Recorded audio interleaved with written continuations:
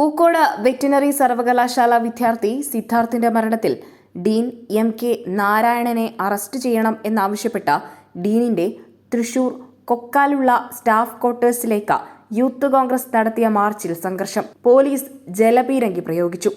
ആദ്യം ജലപീരങ്കി വന്നു പതിച്ചത് പോലീസിന് നേരെ തന്നെയാണ്. DCC ഓഫീസിൽ നിന്ന് ആരംഭിച്ച മാർച്ച് കൊക്കാലെ ജംഗ്ഷനിൽ വെച്ച പോലീസ് തടയുകയായിരുന്നു. തുടർന്ന് നടന്ന ധർണ KPCC സെക്രട്ടറി ജോൺ ഡാനിയൽ ഉദ്ഘാടനം ചെയ്തു. ധർണയ്ക്ക് ശേഷം പ്രവർത്തകർ ബാരിക്കേഡ് മറിച്ചിടാൻ ശ്രമിച്ചതോടെയാണ് പോലീസ് ജലപീരങ്കി പ്രയോഗിച്ചത്. എന്നാൽ ആദ്യം ഇത് പോലീസിന് നേരെ തന്നെയാണ് പതിച്ചത്. ഏറെ നേരത്തെ സംഘർഷാവസ്ഥയ്ക്ക് ശേഷമാണ് പ്രവർത്തകർ ധർണ അവസാനിപ്പിച്ച് പിരിഞ്ഞുപോയത്.